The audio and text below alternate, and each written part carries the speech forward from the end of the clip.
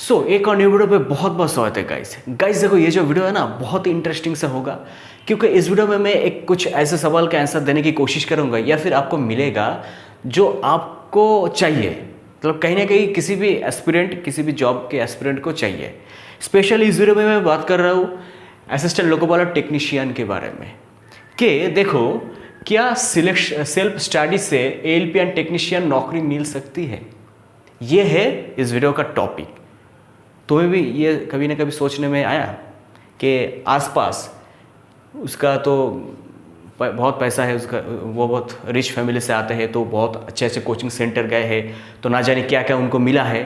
और मेरे पास तो कुछ नहीं है, मेरे पास तो कोचिंग एफोर्ड करने का उतना पैसा नहीं है, मैं घर में बैठ के पढ़ता हूँ, क्या मुझे मिल सकता है?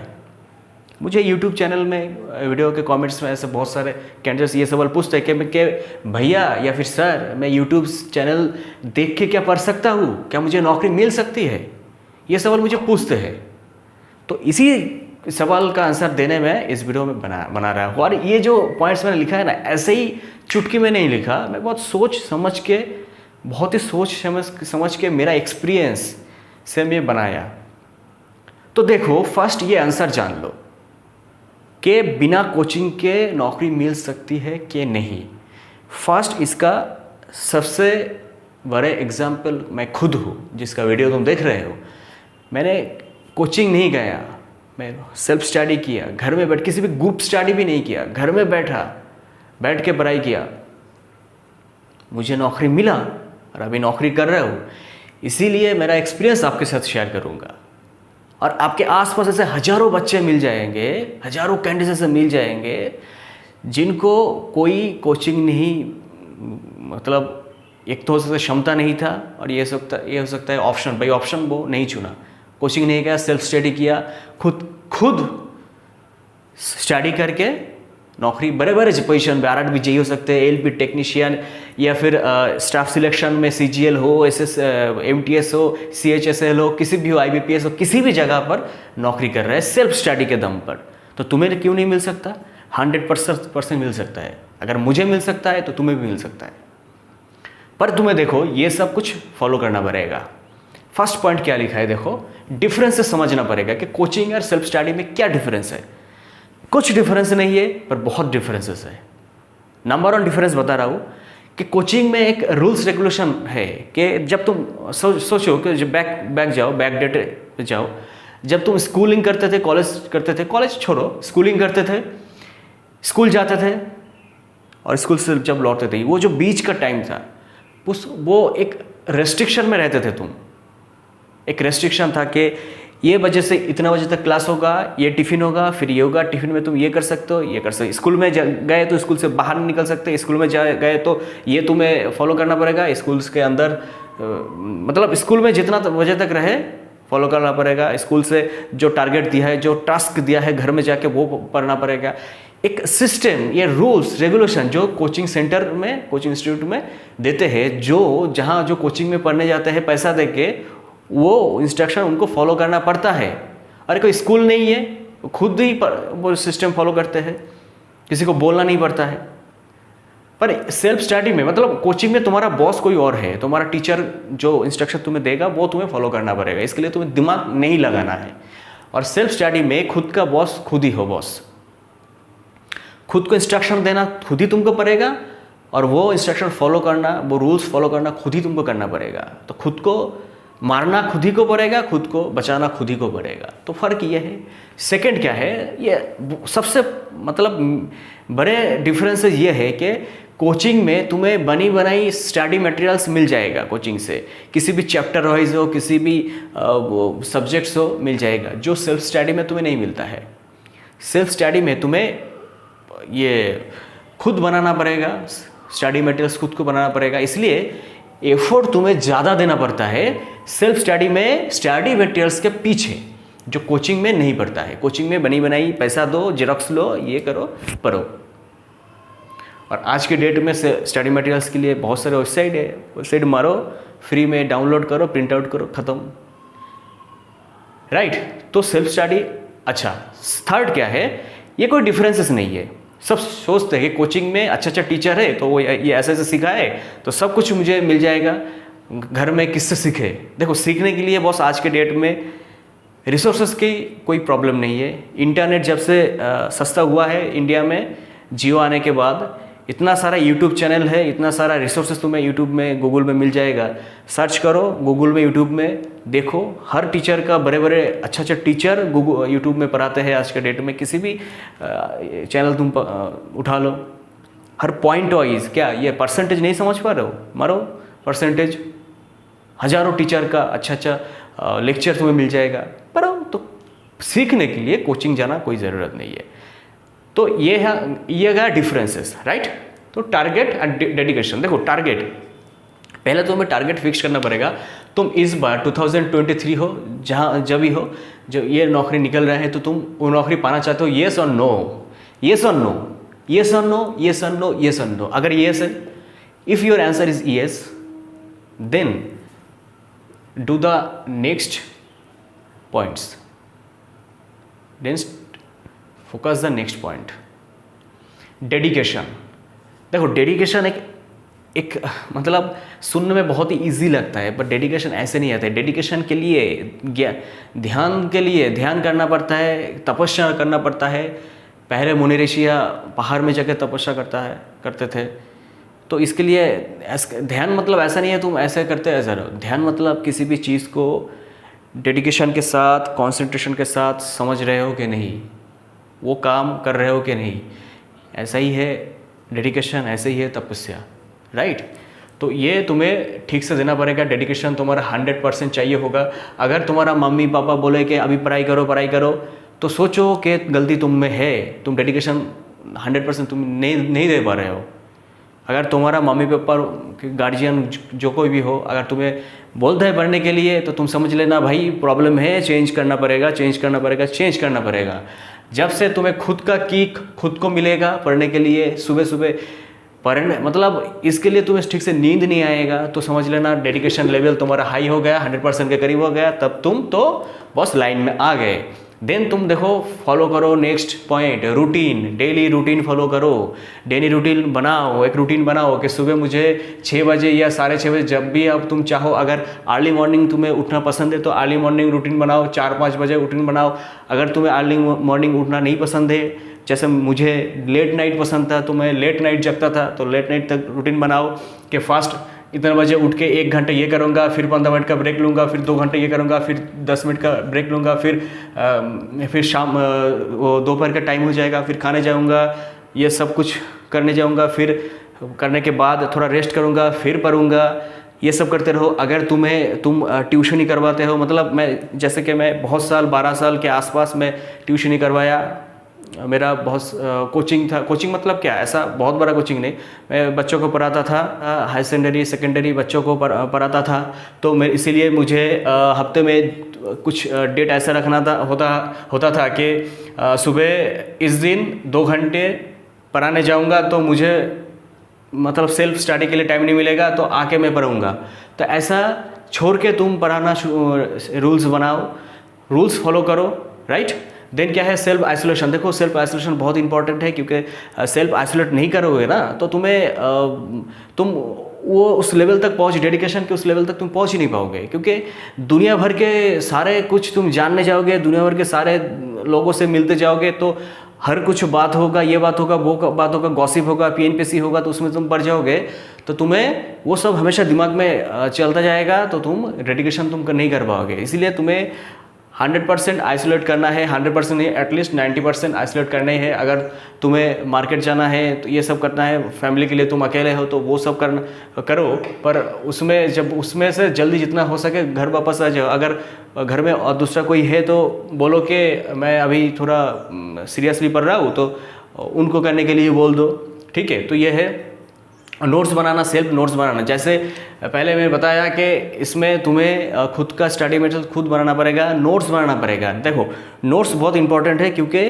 हर चैप्टर तुम जब पढ़ रहे हो उसका एक शॉर्ट नोट, हमेशा याद रखना शॉर्ट्स नोट बनाओ, लॉन्ग नोट नहीं। लॉन्ग नोट्स के लिए भाई बुक्स है, जहाँ से तुम नोट्स बना रहे हो वहीं से तुम देख सकते हो लॉन्ग टर्म्स के लिए। जैसे मोशन, व्हाट इज़ मोशन, तो या फिर डेफिनेशन ऑफ मोशन अगर पूरा ही तुम लिख दोगे अपने नोट्स में, आपके एक्सरसाइज बुक में, खाता में, तो पूरा ही लिख दोगे तो किताब का क्या गलती है, किताब से तुम देख लो, सही ना। तो पूरा नहीं लिखो, ऐसा कुछ लिखो, ऐसा एक दो लाइन लिखो जैसे तुम उसको पढ़ के समझ में तुम्हें आ जाएगा। और देखो तुम्हें तो किसी भी एग्ज़ाम में डेफिनेशन पूछते नहीं है ना, इतना पूछते हैं तो जितना पूछते हैं उतना ही लिखो। तो शॉर्ट्स नोट हमेशा बनाओ, हर चैप्टर के बनाओ, हर ऐसे नहीं कि 15 पेज की बना ली, ऐसा नहीं है। हर चैप्टर की 3 4 5 जितना शॉर्ट्स हो सके ऐसे जिप करके बनाओ, राइट। फिर बुक्स देखो, बुक्स ऐसा है कि तुम्हारे आसपास जिनका इकोनॉमिकली उतना मतलब वीक नहीं है, देखोगे कि ऐसा सबका तो नहीं है, ऐसे बहुत सारे कैंडिडेट्स का है। जाओगे स्टडी टेबल जिनका है उनके पास, देखोगे स्टडी टेबल में एक चैप्टर का कई सारे बुक रखा हुआ है, एक चैप्टर का 5 7, कहीं ना कहीं ना जाने तुम जिन राइटर के नाम भी नहीं सुने हो उनका भी बुक उनके पास मिलेगा। तो तुम सोच के देख के लगेगा कि अरे ये इतना पढ़ के मतलब इतना पढ़ रहा है, इतना किताब देख रहे हैं, तो मुझसे तो नहीं होगा बॉस, इसको ही नौकरी मिलेगा, मुझे नहीं नौकरी मिलेगा। ये ऐसा नहीं होता है। जितना बुक्स ज़्यादा पढ़ोगे, देखो समझो कि मोशन, तो मोशन का ये जो चैप्टर है सभी फिजिकल साइंस बुक्स, फिजिक्स में मिल जाएगा, किसी भी राइटर की बुक्स में, सब बुक्स में तुम्हें अलग अलग टर्म में मिलेगा, पर मेन मोशन क्या है वो सब में एक होगा, पर सब राइटर का टर्म्स अलग होता है, लैंग्वेज अलग होता है। तो जितना तुम वैरायटी पढ़ोगे तुम कंफ्यूज हो जाओगे, तुम्हारा ब्रेन कंफ्यूज हो जाएगा, तो तुम सही से एक मुद्दे पर मतलब सोच नहीं पाओगे, भटकते जाएगा दिमाग। तो इसलिए वो एग्ज़ाम में प्रॉब्लम कर सकता है। तो इसलिए क्योंकि तुम अभी शुरुआत कर रहे हो, या फिर तुम शुरुआत से नहीं, तुम एक अच्छा लेवल तक पहुंच गए हो, अगर तुम्हें नहीं लगता है कि 5-10 बुक्स नहीं चाहिए, तो अगर शुरुआत में हो तो हर चैप्टर के लिए एक बुक रखो, मैथ के लिए एक बुक, सब एक ही बुक्स सही से पढ़ो लो तो किसी भी नौकरी मिल सकता है। एक बुक्स सही से पढ़ लो, तुम यूपीएससी की बात नहीं कर रहे हो, रेल के नौकरी की बात कर रहे हो, एक ही बुक्स तुम ठीक से पढ़ लो तो नौकरी मिल सकता है। तो हर चैप्टर के लिए एक बुक रखो, ठीक। सिलेबस प्रिंट आउट, देखो सिलेबस के प्रिंट आउट इंपॉर्टेंट है।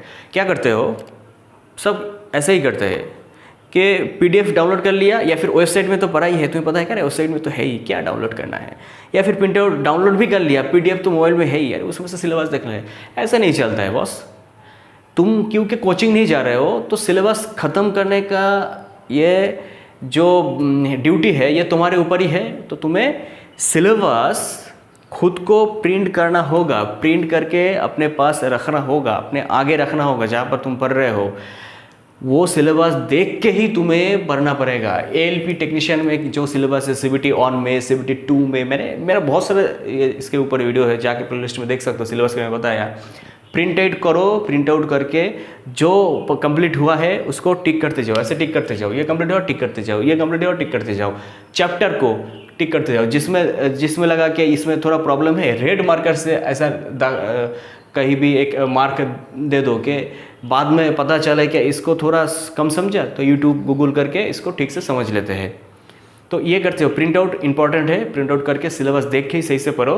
वीकली प्लान बनाओ, स्टडी प्लान वीकली बनाओ। देखो वीकली प्लान बनाना चाहिए कि मैं समझो कि फोर्स एंड मोशन, एटॉमिक ये 3 चैप्टर मैं इस वीक में ख़त्म करूँगा, ठीक है।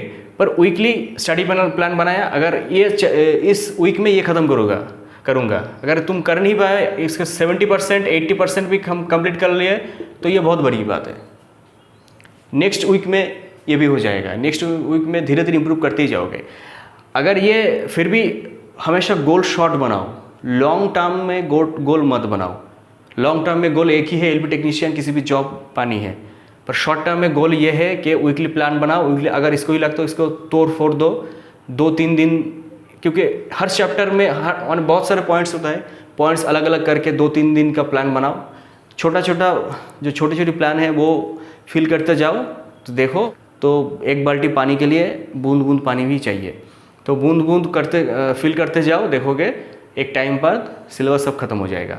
टेस्ट सीरीज़ बहुत इंपॉर्टेंट है, मॉक टेस्ट बहुत इंपॉर्टेंट है, क्योंकि तुम कोचिंग नहीं जा रहे हो तो तुम खुद पढ़ रहे हो, तो खुद को कंप्लीट किसके साथ कंप्लीट नहीं करोगे तो खुद का level, preparation level, the level of preparation वो कैसे समझोगे, सही ना। इसलिए प्रिपरेशन लेवल समझने के लिए तुम्हारा कितना तक पढ़े हो तुम। अभी देखो, हमें जब पढ़ते हैं तो लगता है कि सब कुछ पढ़ लिया, पर जितना पढ़ते जाते हैं पीछे पढ़ते छोड़ते जाते हैं, भूलते जाते हैं।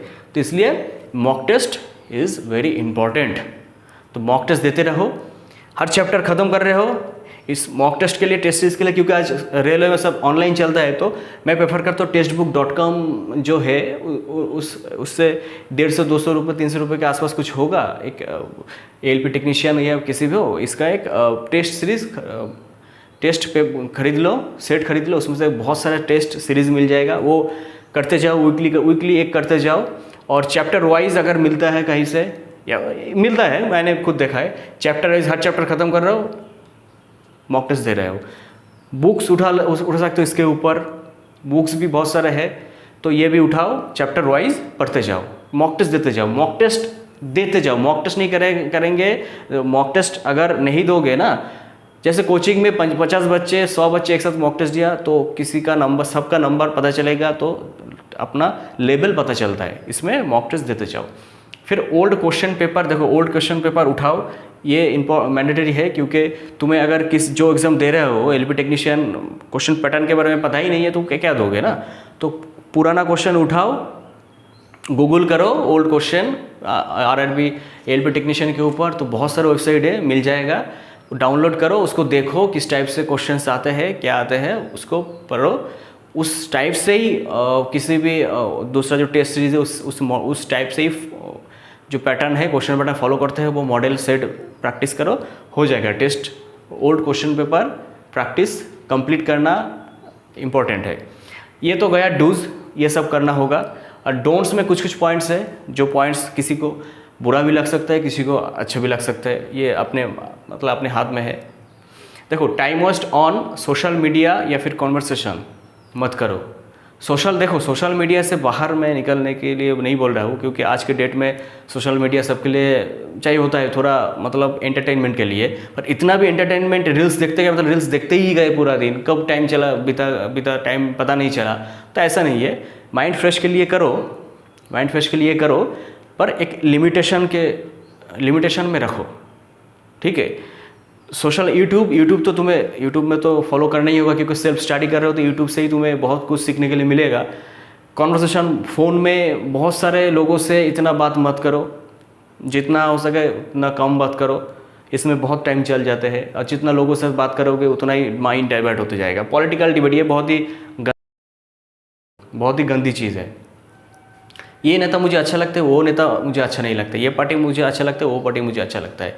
इसका आइडिया तो सबके पास है, वो रखो, वो अच्छा है, पर इस डिबेट में मत फंसो, क्योंकि UPSC की तैयारी नहीं कर रहे हो, तुम्हारा पर्सनल इंटरव्यू नहीं हो रहा है, तो सब दुनियादारी की बातें समझ के अपना डिबेट करके क्या फ़ायदा है। इसमें प्रॉब्लम तुम्हारा ही होता है, क्योंकि इस डिबेट में जाओगे तो ये ऐसा डिबेट है, ये डिबेट में जाओगे तो तुम्हें इस डिबेट में अंदर ऐसे ही घिसते जाओगे, हमेशा दिमाग में चलता जाएगा कि वो ऐसा गलत बोल दिया, ये ठीक नहीं कर रहा है, वो ठीक नहीं कर रहा है। ये इसमें मत फंसो, न्यूज़ चैनल में मत रहो। देखो, क्योंकि तुम आइसोलेट कर रहे हो खुद को, तो उम्मीद है तुम बाहर किसी के साथ पॉलिटिकल डिबेट नहीं कर रहे हो। पर न्यूज़ चैनल ऐसा है कि तुम्हारे घर में, बेडरूम में, हाथ में, मोबाइल में आ जाएगा, पॉलिटिकल थिंकिंग तुम्हें माइंड में दे देगा। तो न्यूज़ चैनल जितना हो सके उतना कम देखो, क्योंकि न्यूज़ चैनल में अभी सब न्यूज़ चैनल मैक्सिमम ये सभी बातें चल रहा है, तो ये सब न्यूज़ चैनल में जितना हो सके कम रखो, ठीक है। फिर अवॉइड द डीमोटिवेटेड पर्सन और ग्रुप। जो हमेशा देखोगे ना, आसपास ऐसा कुछ पर्सन है जो डीमोटिवेट करते रहता है, अरे इतना भर के क्या है, इतना भर के देखो वो अभी रिक्शा चला रहा है, इतना भर के वो देखो अभी क्या कर रहा है, अभी घूम रहा है, नौकरी नहीं मिला, तुम्हें नहीं मिलेगा, सब बिका हुआ है। ऐसा नहीं है, बस जो पढ़ता है उनको मिलता है। तो ये सब ये क्या करेगा, तुम्हें डीमोटिवेट कर देगा। खुद को नहीं मिला, ये हमेशा वो करते हैं जो खुद को नहीं मिलता है, या फिर कोई पॉलिटिकल कोई फ़ायदा है, ऐसा कुछ खुद का डिप्रेशन है, ऐसे ही पर्सन ऐसा करता है कि उनको वो डिप्रेशन निकलने की जगह नहीं है, तुम्हारे ऊपर निकल रहा है, खुद का गुस्सा तुम्हारे ऊपर निकल रहा है, खुद को कुछ हासिल नहीं हुआ तो तो इस टाइप के ग्रुप पर्सन से दूर रहो, ठीक है।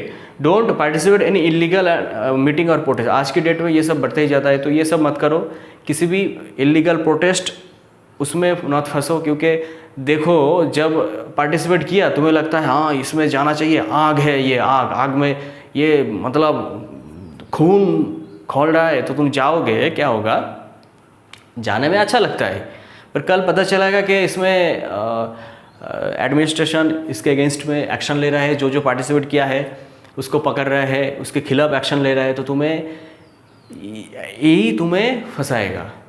तुम घर में शांति से नहीं रह पाओगे, हमेशा सोचते रहोगे कब ना जाने तुम्हारे घर में पुलिस आ जाए, कब ना जाने तुम्हारे खिलाफ कुछ हो जाए, और ऐसा कुछ हो गया, फंस जाओगे तो तुम्हारा ये सब खत्म, करियर पूरा बर्बाद करियर। तो इसमें मत फंसो, किसी भी मीटिंग में, प्रोटेस्ट में, इलीगल जो है, लीगल अलग बात है, इलीगल किसी में मत फंसो, पार्टिसिपेट मत करो, राइट।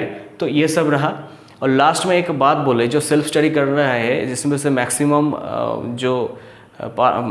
एक पार्ट है वो क्या है, इकोनॉमिकली उतना स्ट्रांग नहीं होते हैं, तो उन लोगों के लिए एक ही कोट है मेरे लिए, जो नहीं है वो सही है, जो नहीं है वो सही है, उसके लिए ही तुम्हारा जो करियर है इतना दूर तक जाएगा। ये समझ लो, ये नहीं है इसी वजह से तुमको कुछ करना होगा, नहीं ऐसे है बनाना होगा। जो खुद ऐसा है बहुत सारे कि जिनको सब बने बनाए मिल जाते हैं, वो आगे बढ़ पाते ही नहीं है, क्योंकि तुम खुद का करियर बना रहे हो, तुम्हारे पास ये नहीं है, तो तुम्हारे अंदर आग जलना चाहिए कि मुझे ये हासिल करना ही है। तो ये समझ लो, गीता में जो लिखा है उसको मैं थोड़ा अलग तरीके से बोल रहा हूँ, जो नहीं है वो सही है, राइट। तो उम्मीद करता हूँ ये सब फोकस करते जाओ तो तुम्हें अच्छा खासा रिस्पांस मिलेगा। इस बार ALP टेक्नीशियन नौकरी पक्की है। तो मिलते हैं नेक्स्ट वीडियो में। Thanks for watching.